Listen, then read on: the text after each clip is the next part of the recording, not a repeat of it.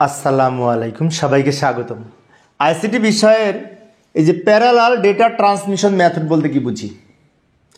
Parallel এবং serial দুই ধরনের পূর্বের ক্লাসে বলেছিলাম। তো প্যারালাল হচ্ছে যখন এক ডিভাইস থেকে অন্য ডিভাইসে, এই যে লক্ষ্য করি ডান দিকে আমি চিত্র অঙ্কন করে দেখাচ্ছি এবং এই দিকে আমি দ্রুত লিখে দিলাম সময় সেভ করার জন্য।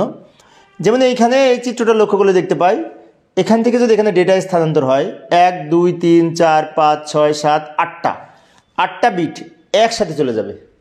8টা বিট একসাথে চলে যাবে, এই সিস্টেমটাকে প্যারালাল বলে।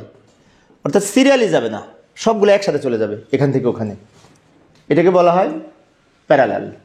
তো এখন ছবি দেখলাম, সংজ্ঞাটা আমরা এইভাবে লিখতে পারি, যে ডেটা ট্রান্সমিশনে একটি ক্যারেক্টারের সবগুলো বিট সমান্তরালভাবে এক ডিভাইস থেকে অন্য ডিভাইসে স্থানান্তরিত হয় তাকে প্যারালাল ডেটা ট্রান্সমিশন বলা হয়।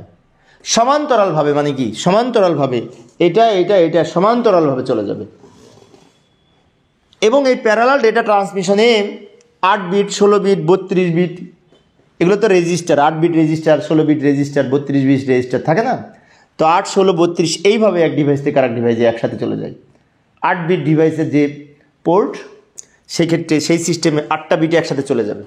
16 বিট হলে 16টা বিট একসাথে চলে যাবে একবারে। এই সিস্টেমটাকে প্যারালাল বলে। আচ্ছা, আমি আরেকটু ছবি ডিপলি দেখাচ্ছি। এই যে এখানে এই কম্পিউটার থেকে ওই কম্পিউটারে, এই যে এখানে 8টা বিট আছে, চলে যাচ্ছে, একবারে চলে যাচ্ছে, যাচ্ছে না? এই সিস্টেমটাকে প্যারালাল বলে।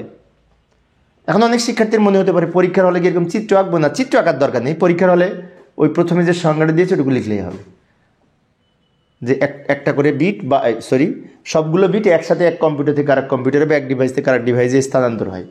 তবে এই কম্পিউটার থেকে প্রিন্টারে ডেটা স্থানান্তর করার সময় এই প্যারালাল সিস্টেমে এই ডেটা স্থানান্তর হয়ে থাকে। নিচে যে লিখে দিলাম একটু মনে রাখার জন্য, কম্পিউটার থেকে প্রিন্টারে ডেটা পাঠানোর সময় প্যারালাল পদ্ধতি ব্যবহার করা হয়ে থাকে।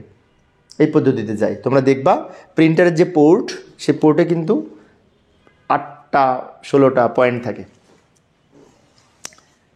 তো প্রিয় শিক্ষার্থী বন্ধুরা, আমি অবশ্য এই মূলত প্যারালাল ডেটা ট্রান্সমিশন মেথড কি এই কথাটা যদি বলে, তাহলে প্রথম পেজের সংজ্ঞাটুকু লিখলেই হবে। আমি একটু বুঝিয়ে দিয়েছি বিস্তারিত, যাতে ভুলে না যায়, কারণ চিত্র দেখলে বেশি মনে থাকে। পরের ক্লাসটি দেখার আমন্ত্রণ রইল। খোদা হাফেজ।